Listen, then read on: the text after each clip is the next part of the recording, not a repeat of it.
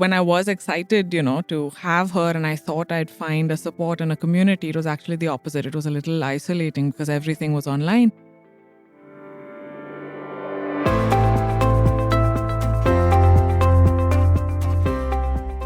Hello listeners, my name is Mridvika and this is Just an Ordinary Mom podcast. I really am just an ordinary mom to twin boys with a high-speed career, and this podcast is to tell the stories of ordinary moms doing extraordinary things. On our show today, I speak to Ria Shroff Desai, head of people and culture at Blume Ventures. Ria and I have shared many relationships over the last decade. We started off as colleagues at Teach for India. She then became my client at Shortlist and is now on my personal board of directors. She is my go-to person on all things related to work life as a mother, ideas related to culture and entrepreneurship, navigating life milestones, and as you can already guess, she's one of the closest friends that I personally lean on. She's never been afraid of treading unknown paths and has created a life and career on her own terms. She's come a long way from working on a farm in Dominican Republic to today leading people and culture team at one of the India's well-known early-stage VC firms, Blume Ventures. Today, she talks to me about women influences in her life, about how isolating it was to raise a daughter in COVID times, traversing a non-traditional career journey, creating a seat for herself on the table, and so much more. Welcome, Ria. Thank you, Mridvika. Thank you so much for being the first guest on my podcast. It's been a privilege to know you as a friend and, colleague and client and just an incredible woman colleague, over the years. Thank you so much for making the time to do this. My pleasure and honor. And I love that we've shifted our friendship into so many new dimensions, including this one. Ria, I started thinking about doing this podcast, very, very long time ago. And I think I came to you and said, this something like, brewing in my mind. What do you think about it? And I think you were the first one who encouraged me to just go for it if it's been a nagging feeling all these years. So thank you for the encouragement and for, bringing this thing to life. I think I did it selfishly also because it's something I would want to listen to. I think you know how things have been over the last few years for me and so many other people. And I think it just felt like you were about to create a space that a lot of people would benefit from, including myself. So highly selfish motives, but I'm very happy to see you doing something that you kind of wanted to get going. Well, glad we got started. Why don't we just go down the memory lane and, you tell me a little bit about your growing up years, growing up in the other Parsi colony. How were your early years like, your schooling, college, growing up? I loved where I grew up. I go back to that place often. I think I think physical places can have the strongest emotional reaction for you. I was very fortunate to grow up in a fairly liberal family. A lot of focus on education. I remember having drawers and drawers of books just around the house. It's just something that I've been trying to do for my daughter as well right now. And I guess I've been thinking more and more about how I grew up in the last 2 years when I became a parent and been trying to figure out which memories really drove me. But I think I broadly remember my parents being there when I need it, but not just hovering around. I think I've been fortunate to grow up with families of strong working professional parents and grandparents on both sides. Both my grandmoms also used to work. So I think it was sort of a given for me that this is what women do. My mom used to work. My paternal, we lived with my dad's parents, and my grandmother used to be a teacher as well. And, I grew up with her taking care of me for school. So I think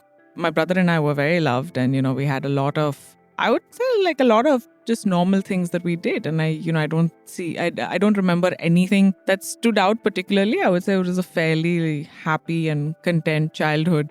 And I think about it a lot recently because having become a mom 2 years ago, there's definitely been a pressure to perform as a parent and do all of these things to show what sort of a parent you are. And in some ways, it's almost felt like we're regressing a little bit into what a mom should be. I had my daughter a few months before the lockdown started. So I remember the time. When I was excited, to have her and I thought I'd find a support and a community, it was actually the opposite. It was a little isolating because everything was online. I did turn to social media and WhatsApp groups to sort of understand what am I supposed to be doing, and like doctor's visits were not happening. So, how do you figure out the first few months? And I think while I first found supportive communities online, interestingly, some of them tended to be a little prescriptive, oh, you have to breastfeed for 6 months. What do you mean it's not happening? Ignore this, ignore that. Yeah. You have to do this and have to do that. And I didn't have any, we were stuck at home trying to take care of everything. And I think at some point, a few months later, I just realized that I was actually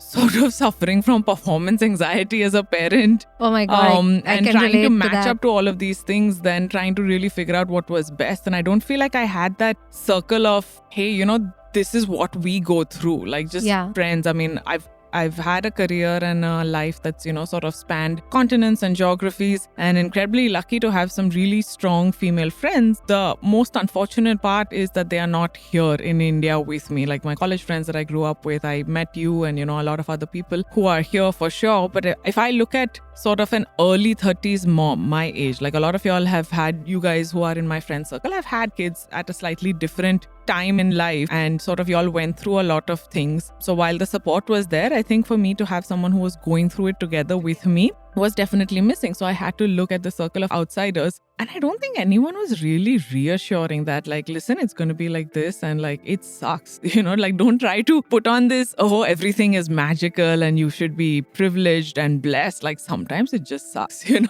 just sit and cry with me. There are 5 times in a month when I think, wait, why did I decide to become a mother? And problem is, people don't talk about it enough, the real struggles that, young mothers go through. So thank you for being vulnerable. But just talking a little bit about growing up in a childhood where you had role models, within the household itself. Yeah. Like you had a working mother, you had both your grandmothers were working. I think one of them was a doctor. Correct. Did that shape your thinking of like, it's very, very normal to grow up and, have a family and go out and work as well? Absolutely. So I think my idea of 1, women, and 2, mothers was definitely shaped by the fact that my nanny was a doctor, 3 daughters, and even growing up when we'd go over to their place for Sunday lunch, it was just a given fact that, oh, she has to go to the hospital, she'll be gone for 2 hours, someone's having a baby, and we'll continue without her and she'll come back. Or evening dinner parties, 8 o'clock she has to go for a surgery, something has happened. So that was just expected. And my mom used to also be away for work. I mean, we were lucky enough to have a household and a support system, but she used to take me sometimes to sites to see stuff with her. So I definitely think that my frameworks of what it means to be a woman and means to be a mother was strongly shaped by that. And I think it was never a question that you work, you have a family, you have children, and that's it. That is what happens. Was it very different for like other girls growing up in and around you, your friends, or like people that you met in college, or other, girls that came along the way?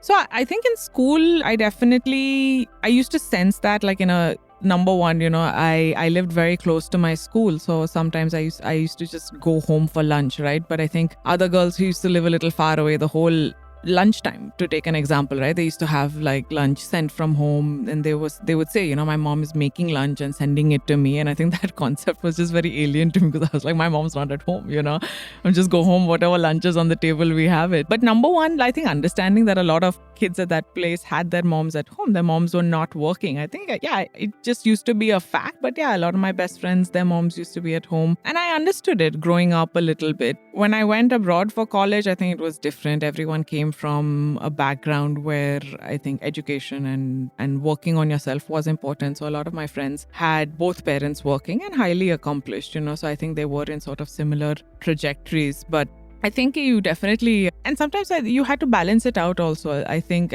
maybe when I was growing up, it was sort of not looked down, but definitely someone staying at home was not seen in the same way. Like, they were not doing anything. If you look at so many people who choose to stay at home today, they are trying to do side hustles and businesses, right? So there is a different sort of respect that moms who even choose to stay at home and work from home get today. I think maybe when we were growing up, there was definitely a different perspective on this is a working mom versus this is a housewife. Like, you don't hear that as much right now, but I think growing up that used to be used much more.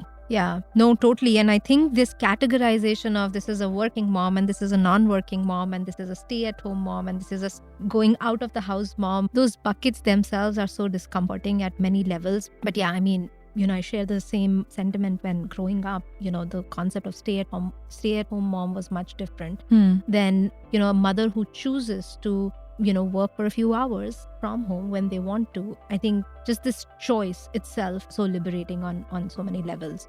growing up, obviously you had very strong influences in your life, but how did those influences shape into the decisions that you made to find your life partner? Like, when did you meet Rohan? I met him in 2013 when I moved back to India after about 8 years abroad. I had gone abroad for school, I had gone abroad, I was in college, lived and worked abroad for a few years in between, and in 2012 made the decision to move back to India for a variety of reasons. I think I couldn't see myself having a life over there and also what I wanted to do. And I had always been that breed of Indian that, never left India because they didn't like India. I think I knew a lot of people, and I think we all know people who had that, I don't want to live in India, there are so many problems. I had left purely for education. I think I definitely had aspirations that weren't being met by the system at that time, and I was very hesitant to just, pick an art, science or commerce. So I went abroad and I was very lucky to study for study's sake, and I think I got my fill, and then I said, okay, fine, it is time to sort of return home as an adult and figure it out. I mean, it was always a thought. You came back with a checklist of this is what I want to sort of look in the guy. I wasn't thinking about that at all. It was actually like, listen, I'm coming home, visa and stuff I don't want to figure out. I'll stay at home for a few years and then see. Maybe I didn't know if I was going to study more. I didn't know if I'd look for jobs abroad. So actually, when I had decided to move home, it was probably a 2 to 3 year, let me figure it out, live home rent free and do. But I think, I had been thinking about it a little bit, mostly because when I was living abroad, I did date a few people. None of them were Indian. And I think there was definitely, there used to be, if you went abroad, you either found ABCDs, people who were Indian and had grown up over there, or you had people who were from India and were living there. And I think surprisingly, Indian men abroad had a very particular mindset also of what they wanted.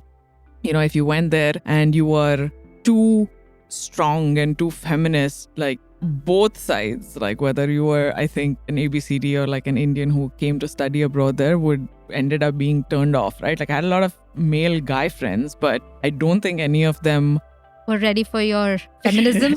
Ready for it, or I think they still had certain expectations and perceptions of how Indian women should behave, and I think it was very hard to meet that as this will be a partner. So I think consciously or subconsciously, I wasn't, involved with anyone. And when I did move back, I mean, it was at the back of my mind, like what sort of person am I going to meet? Like I know my friends fairly well encouraged me that, listen, like you are quite strong and opinionated and, you can be intimidating, just be nice, when you go home. And I didn't really think about it and hadn't consciously thought about it for a year or so. I think my focus when I came back to India also was actually getting back to India. I mean, for about 7 years that I'd lived abroad, I would only come home for vacations for 3 weeks or a month at a time. So that focus was at home, didn't really have much of a community, had moved really quickly out of school. So I didn't really have a lot of friends in Bombay also. So I think I gave myself about a year. Just come back, figure out work, meet people, figure out your community here. A lot of people had been moving back after studying abroad as well, so just try to get my bearings on that. One of the things that I had been really passionate about was running and hiking, and was trying to find groups that did that in Bombay. 10 years ago, it was still a little rare compared to how prevalent it is now, but found a group that used to meet up twice a month. And it's a very eclectic group, lots of folks, but I think people who are coming together in good humor to spend a Sunday together. So that's where I met him together with a few other friends. And we met in early 2013, but obviously took time until probably later in the year to really decide like, hey, maybe there's something more to explore here. Yeah, sure.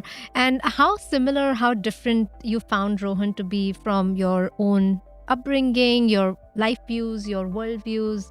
Did he complement you, or are you just like, yin and yang, two poles apart? How do you describe yourself? Interestingly, I think for all the time that I've spent abroad, like I am very Indian at heart in some ways. Like I still prefer, Bollywood music and street food and like those sorts of things. Like I have a little bit of Bombay in me, right? That never went away. I think we really connected on that side. Our life experiences were very different growing up, but somehow, a lot of values remain the same. And I think we sort of discovered that when we were talking to each other. We are very different in our approaches to life, and we realized that in the first few years being together. I think he has always been on his own, very entrepreneurial, very hands-on business. I've always been more on the corporate side, probably a little more reserved on that part of my life. And like another opposite, like he's super social, lots and lots of groups of friends. I'm very selective to the point where if someone meets me and they don't really know me, it can be very put offish. But I think we both connected a lot, and I think it probably wasn't immediate, but I think figuring out the complementing factors happened along the way. I think there's definitely aspects of each other's personalities that we've made the other grow into from a positive way. I don't think anything has been pushed on the other, but I think we've sort of tried to say, like, listen, that's fine. You like doing things a certain way. I like doing things a certain way. We have to give that space. Intellectually, we do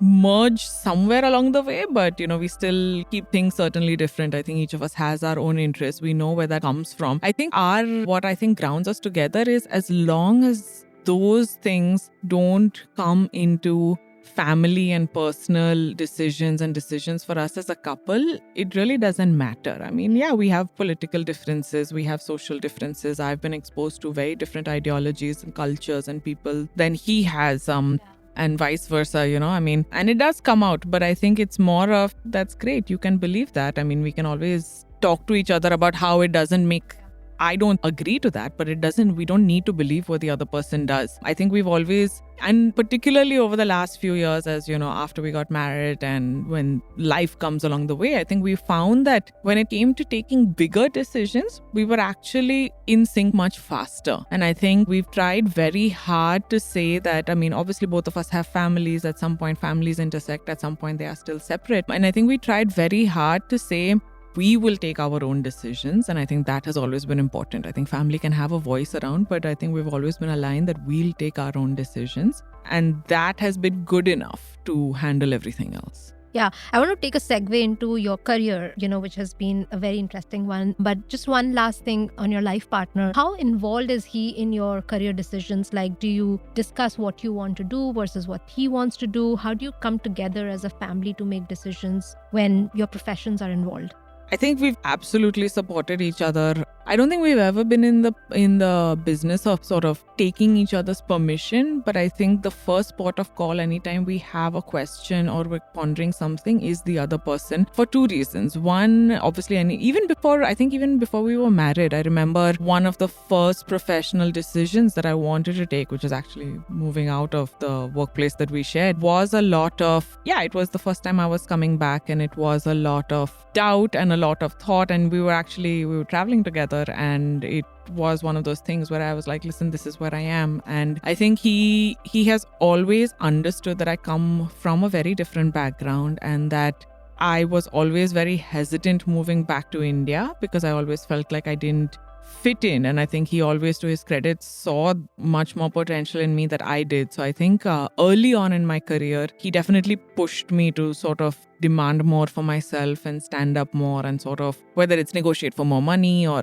ask for a better, or just push myself to the next level. I don't think he ever questioned my choices, but would always push me, because he rightly said, he's like, listen, you've not lived in India for 10 years. Like, you don't know what it's like. And I'm here to tell you that, like, you can do more, and like, don't just settle for less because you feel insecure. So I think obviously that was needed, but and it came from not a place of pity, but a place of like, listen, I'm going to push you because I think you can do more. And this was even before we were married. So I think I've always appreciated that. I think every time the way we've made decisions is when each of us knows something is going wrong, we let the other person know, but it's also, I'm going to think about this first and, let me get back to you. And then we've invited the other person in when we are ready to say, okay, now I want to talk about these things. And it's interesting because for me, it's more job, boss, salary. For him, it'll be business, partners, revenue. Is this working? Am I failing? Did I make the wrong choice? Do I do it alone? So I've got to learn a lot of business through working with him. He's got to learn a lot of how to manage the corporate side of things. Yeah.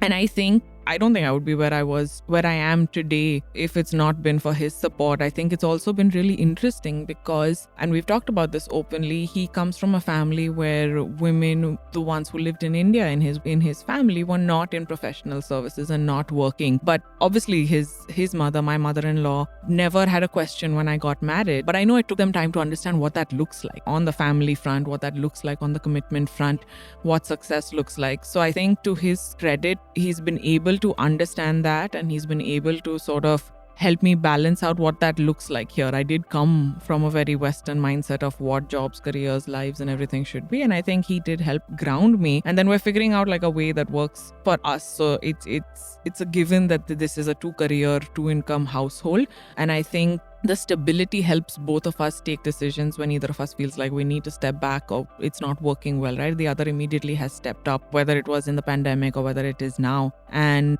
I think you really can't be a woman and a mother trying to really build a career without having someone who understands. Yeah, no, I totally get that. Does it ever happen that because the advice is coming from my husband, I'm going to not listen to that? I think it's the opposite that happens more often, where I sometimes get frustrated that, I've given him advice and then sometimes he'll come back and say, oh, this person told me X, and I'll say, I told you that like a month ago. Ria, you've had a fantastic career, an interesting journey, a non-traditional one at that. Just talk to me a little bit about, how you figured that out. Like, even maybe if you want to start from like you went to UWC for your high school, and like how did you choose to sort of even select your master's course outside?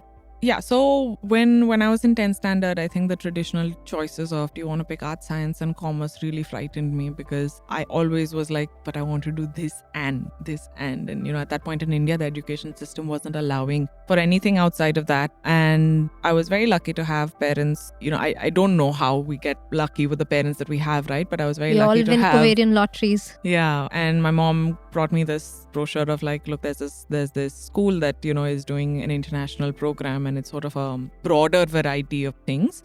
And then you can figure out what you want to do. We hadn't really talked about going abroad, but it was like, listen, you want to do something for 2 years, then see what comes up. And I did go to an IB school when it was just sort of launched in India.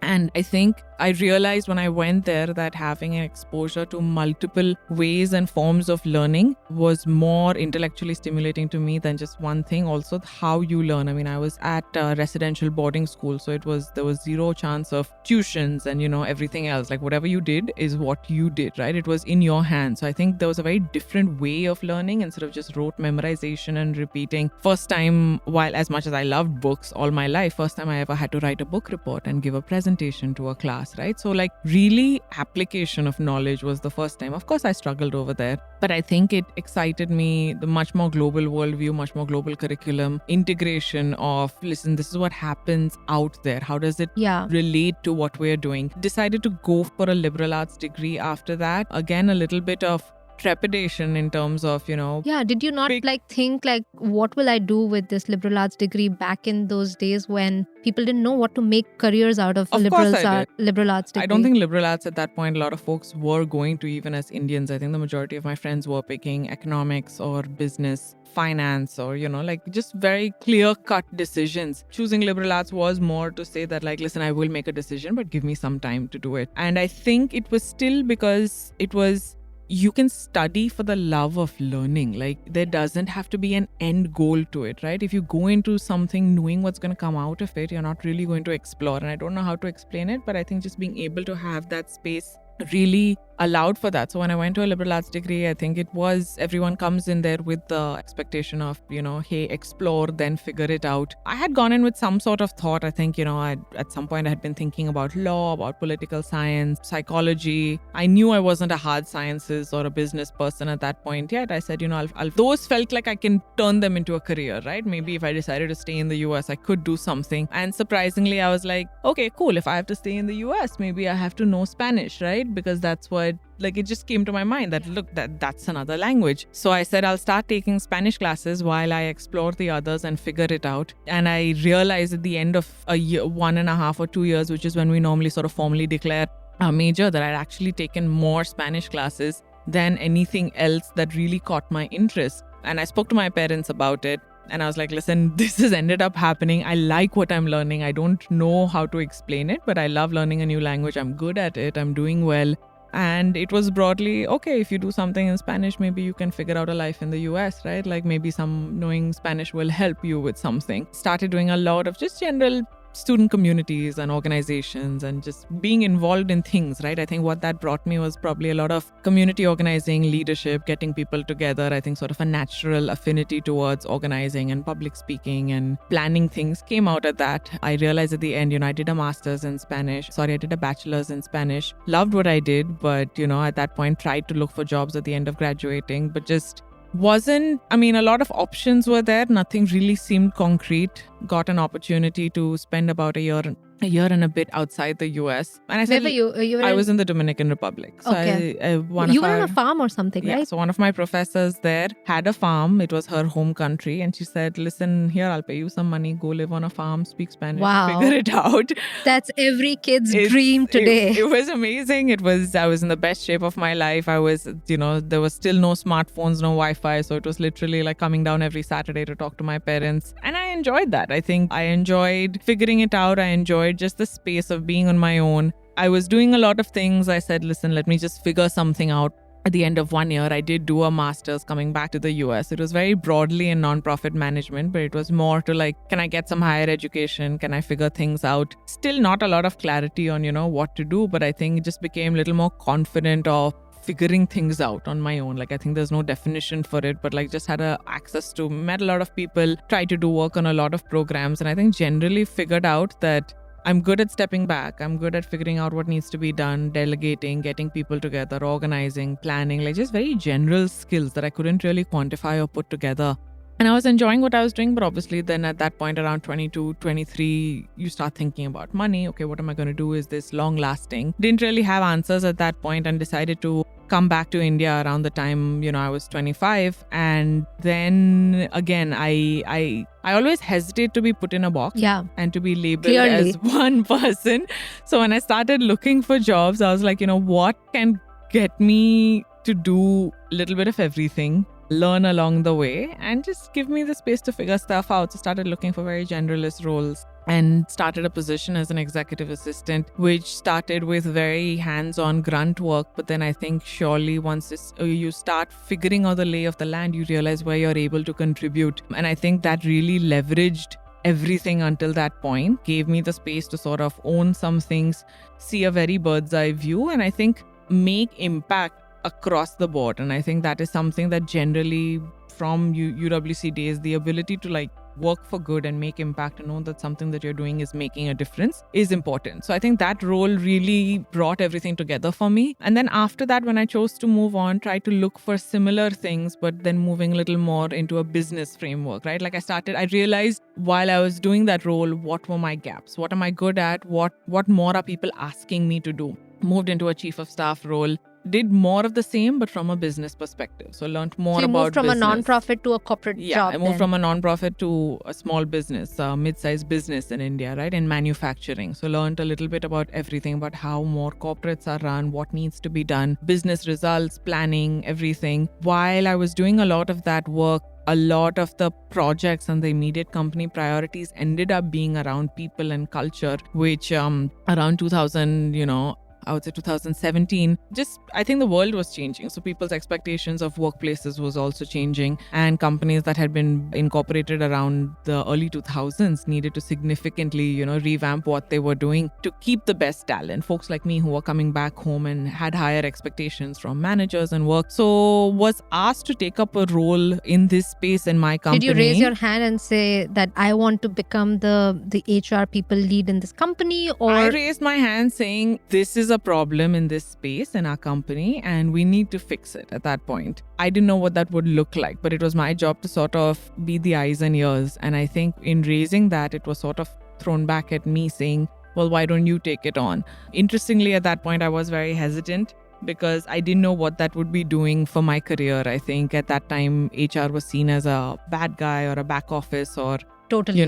Yeah. Just executioners, people with no real power. And I said, I don't know what I can do here. I'm not formally trained. I don't have any things. I don't have the credibility. And it was just, listen, start and then we'll support you and figure it out.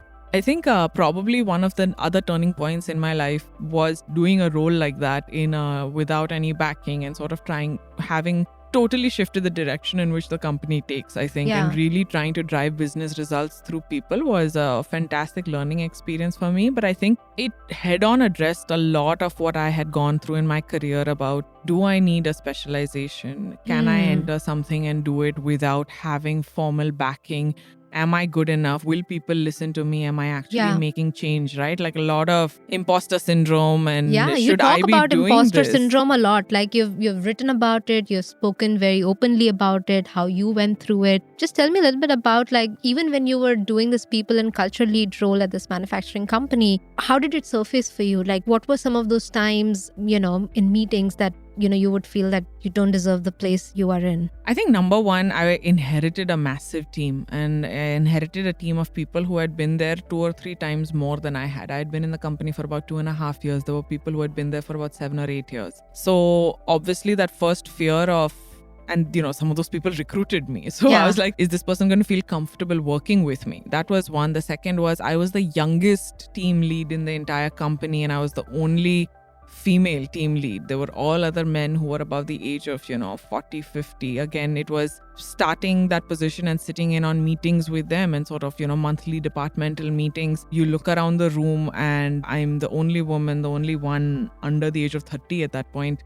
Obviously felt like I was being under scrutiny, or like, people are saying like, oh, what is she doing? She's just doing like HR stuff. Like, okay, it's not that important. So definitely felt a need to prove myself, to really sound like I knew what was going on. So try to figure out a couple of ways to just address that. And I had to significantly shift mindset and my approach. I think earlier I was in a chief of staff role. I was sort of gatekeeper for the CEO. Everyone had to come to me in a way, right? I'm moving into a place where I have to get my work done through other people. Like, got some feedback along the way also, which I think was very important, but I had to change my approach, had to sort of go in from building allies.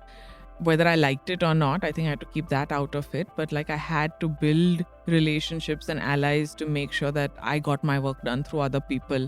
And I think that's one of the most underrated skills that, anyone who comes in and says, oh, but I'm not managing a team, why should I do this job? And I was like, the ability to influence without authority and the ability to get work done from others significantly increases your potential and value to a company. You don't need to be a direct manager with like a clear line of someone being told they have to work with you. Someone should want to work with you, right? I think that's probably a big sign of leadership. Honestly, the first few, it might sound silly and stupid, but like, I started changing how I dressed. I mean, I think right now everyone knows that like I really love to wear saris, but I intentionally changed the way I dress so that people took me more seriously. It was a more traditional company. And these are the tips and tactics that, I know sure people everyone wants to listen I know to. people used to make comments saying, oh, look, like she's coming in, pencil skirts and dresses and this, and like, oh, look at the fancy person coming. And I changed and I started wearing saris, and automatically people started like sitting up and taking notice. What am I supposed to do? Like, that was it. It made a difference to me, and I'm not gonna apologize for it. I know you and I have spoken about it, but this concept of like fake it till you make it. Yeah. Tell me more about it. How deeply you believe in that, and what's your advice to like, people who are struggling with imposter syndrome? I think it's an absolutely essential tool anytime you're in an entirely new, unfamiliar environment. You try to figure out a way that gives you a base to stand on while you figure out yourself. And while it might sound wrong, I think it's also tricking yourself, and I think it's tricking yourself to figure out, like, someone brought this up a few months back, and I keep thinking about it, is like, everything is figure outable. You just need to push things a little bit until you have that thinking time. And if you can make people realize that, like, listen, I've got it under control. And it's very simple things, but I just started I started listening more and telling people, great idea, like, let me just work on it and I'll get back to you. That gave me some time to go like manically research, figure things out, figure out the right things to say, or ask people, ask friends, what do I do? And then come back to them, right? I think pauses in how you present yourself and how you reply to people in conversations. I think you have to switch and make people feel like this person is a mature leader. And I think a lot of that comes with just, you don't get like any magical knowledge and skills overnight, but you probably just change your way of responding to people, and they start to understand that. And I think you do have to pretend for a while until you believe it yourself. I think you have to Totally. believe it yourself Yeah. that like, I know how to do this. I will figure it out. But I think until then, I don't know. I mean, we use floats when we don't know how to swim, right? Yeah, totally. We Coping use mechanism. training wheels when we're trying to learn a bike. So I think it's literally one of those things Very to help legit you when you things. start Yeah. when you're in an unfamiliar environment. Otherwise, it's like sink or swim. So like, what is going to keep your head above water? Yeah. What happened after you took on this people and cultural lead role? How did you decide that, maybe for the next foreseeable future, this is what you want to build on? I hadn't really. I thought I would probably explore something else after that. But I think what that really did was, again, at least at this company, it put me back in the front and center of business. I think earlier HR was again a support function, a services function. I think what I learned through that is the ability to be front and center in business. And having done sort of a chief of staff, a business role, it allowed me to bring sort of a business approach to how I run HR also. So I think bringing that framework, those processes, those policies,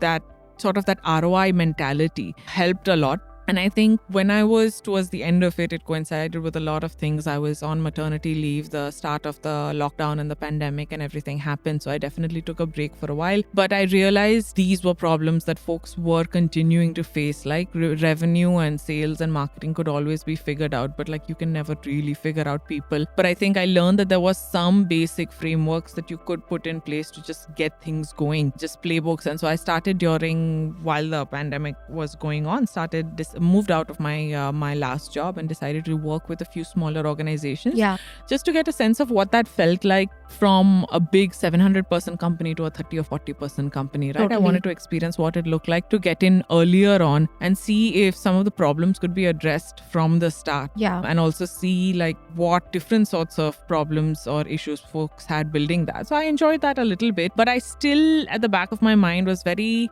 hesitant to just work for one place. I think I did want that variety. I wanted two things. I wanted variety and I wanted the knowledge that I was making impact at scale. And I kept figuring things out, looking for stuff, which is when my current opportunity where I am right now came along at a venture capital fund. And I think it addressed those two things, right? You're making impact. I was working at a place that was impacting another 150 startups. So there's definitely that direct and indirect impact. And I think they were trying to do things a little differently, but were very focused on the fact that talent is going to be sort of the lever that unlocks all of these things. So I think putting those together, I was happy to take up the opportunity. One, because it was a new industry that was coming up that was exciting, and I didn't come from a traditional background that would allow me to come in on the investment side. But I think I've been trying to find ways and means of always entering industries by directly trying to figure out how I can add value. And for me, this is how I can add value over here. And I think it's definitely challenging. My goal is to be able to show someone that, your HR or your people hire is one of your most important hires. And I want them to be able to see the impact that can have on their business. And I think I personally have sort of shifted the mindset that like, look, this is a support function, So I think when I start thinking like that, it automatically comes out in my work and people start taking you more seriously. And I think you have to make sure that you have a seat at the table. And I think, again, this role allows me to be with the leadership and the partners on almost a daily, regular basis. So I think in that sense, they automatically realize how important and how much time needs to be made for these sorts of things. Incredible, Ria. I can't even imagine the girl who thought they'll do something with their liberal arts degree back then to, leading people and culture at one of the leading investment firms in India is just incredible. Along the way, you became a mother 2 years ago. Was this always on the plan? Given you had like such a high-flying career, you were learning so many different things, or did you put off taking the plunge up until a certain time when you thought you were going to be ready for it? I think my mental framework and my models I was lucky enough to have a happy family. So I think having kids and being a mother in my mind always fit into my mental unit of what a family looks like. So in that sense, it was more like, when the time comes, it'll happen. I don't think I consciously thought not to, but it's interesting because around that time, I did have some friends who consciously had been getting married and saying, we don't want to have kids. And it's interesting. It made me think about some things, right? And to be completely honest, if I was not in India and wasn't with the partner I was, maybe things would have been different, because I also think career opportunities, support systems, maybe I may not have returned to India, in which case I would have taken probably very different decisions. But having come back and having met my partner, Yeah, it was sort of, I think also because I knew broadly where he was on the spectrum. So I think it was never that it's not going to happen. It was more a question of when. And I think we told ourselves, we'd known each other for about 2.5 years before we got married. And then we said, okay, let's get married. The first year, just get used to each other. And then we'll talk about it. We said we'll talk about it at our first anniversary, which was broadly when it was like, credit to him, the ball was firmly in mic. Like there's no timeline, there's no pressure. But it was like, you let me know. I mean, when we want to plan. We can discuss, but keeping in mind the physical, mental, and emotional toll that it would take, the ball was firmly in my court. So I think I did actively, when we were close to our first anniversary, think about it and then, decide like, okay, fine, let's figure out how to do this. Yeah. When people ask me what being a mother feels like, and I sometimes quote this, saying that I may have read somewhere, which says like, you choose for the rest of your life to be okay with the fact that a piece of you will walk outside of your body, right? Being a mother changes a lot of us and a lot in us. How has being a mother changed you, Ria? So I think I'm looking right now at my daughter, right? And she's about 2.5, and she's at a stage where everyone's commenting on her language skills have exploded. She started talking. She started picking up everything that she's watching on TV. But it's great, right? Because she has good stuff. Yeah, it's all right now. She's just in Sesame Street and Peppa Pig. So it's all just British accents. But everyone is talking about, how expressive and how confident she is. And, I feel like telling everyone, I am feeling like that as a mother right now. Like, I think for the first time in 2 years, this role is fitting me. And I think people forget that the growth curve is literally the same as your kid, right? Like your kid is at 1 month, 2 months, figuring things out, grabbing, doesn't know what's happening, just responding to what people are doing to them. Then they start figuring out, making demands and asking for what they want and food, and then they're holding things. Like I literally feel like I'm a clumsier or like more put together version of that. Like when I started, I literally did not know what I was doing. Like whatever people said, I would do, or whatever, like just remote reactions, right? Like the first 40 days, I remember telling my mom, I don't even know when it's 3 o'clock in the afternoon. Like I feel like that's the first time I wake up. Like when you wake up and like your back-to-back feedings and this, like I felt like I didn't even realize that the whole day is gone. I haven't changed. So I feel like I was definitely growing together with my daughter, and every milestone that she hit was probably one more space where I felt like, okay, I've learned something. I've become comfortable. Like I think until that, it was a lot of, I don't know what I'm doing. I'm responding, I'm reacting. But of course, you have to have it together much more than other people. And no one looks at the growth of a mother, right? Like it's expected that from day one, you know how to figure everything out. But I'm literally saying that like the last few months after she turned 2 is when I've taken a sigh of relief and said, I can figure this out, you know? And everything that like went through in the process, I was also learning. And I think people, no one, like I tell people, like you take a test to get a car, you take like, a test for so many other things for exams. Oh, like, you have courses that teach you how to do it. You have courses that teach you, and you're just told like go to the hospital and come home with this like thing, you know? I mean, I definitely think we have severely underestimated what it takes for this significant life change. I was very lucky to have my mom around, who by nature is sort of a compulsive planner and figure outer. And I think like while I was pregnant, my last few months, we spent a lot of time together sort of figuring out breastfeeding and, different things. And I also personally read up a lot about postpartum anxiety and, depression and stuff that comes. So I did spend a little bit of time sensitizing my husband as well about it, and I think it helped a lot, because I don't think I've heard any other male friend of ours, actively tell another expecting dad in the first month, like she is going to go through she's going to go through hormonal changes. And as much as you may not like it, like you have to understand that it can become worse, and you have to watch out for these things. And I would like religiously in my last trimester be sending him articles and science, because I didn't know what was going to happen.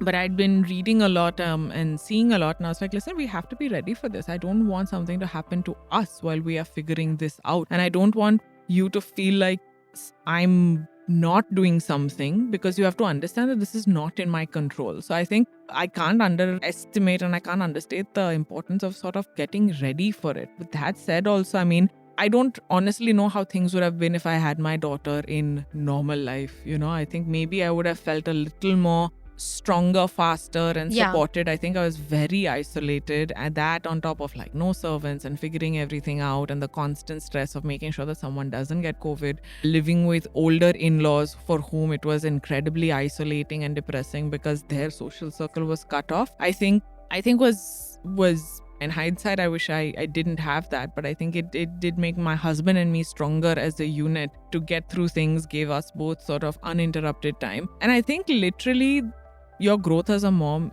is, as much as we don't think about it, pegged to your kids' milestones. I think every time they get more confident, in a way it does reflect how you feel, and I think it comes through to the kid. And I think the more relaxed a mom gets, the more expressive and the more freer a child also gets to explore, right? And I think we tried very hard to make sure that, particularly from the start, knowing that I was going to work from 6 months onwards, I started leaving the house for a few hours to leave her in the care of our caretaker and my mother-in-law, with the result that, my daughter now will stay at my mom's house for a week without really asking for me or doing anything, right? Like, and I read a lot there's nothing to do in the lockdown except read, but read a lot about how you make a kid feel secure, right? And I think there was so much going around at that time about sleep train your kid, let them sleep alone, don't respond to crying, or what are the perils of being super responsive or holding them all the time. And what I settled into after reading and sort of taking the best out of all of that, so surprisingly, because there was so much housework and everything to get done, we had invested in and bought a baby carrier with the one which you strap the kid to your, you can carry around and do whatever. It did two things. One, I actually had to do physical work and I could do it with her just strapped to me so that I didn't have to carry her. And two, I think the emotional benefits of that attachment and that bonding were phenomenal for us, because I think we never had a stroller or a pram in the 2 years that we had her. We never spent on that. Anytime we had to take her outside, she was always strapped to our chest, right? And I think there is something to be said, when parents say, especially for NICU kids, skin to skin, just keep the kid with you, right? Like, there is a bond that forms. My husband also did that a lot. And I think the more secure your kid feels earlier on, the faster they will move to independence, because they know that my mom's there. It's okay. Like, I can go and do 20 things, but she'll come back, right? And that's the story I've been telling myself, but maybe that's something that did make a huge difference to her, because touchwood, a lot of folks have commented about how independent and comfortable she is. And she I think is adorable. Thank you. But I think a big part of that was that you don't have to be stuck to me. You can go wherever you want.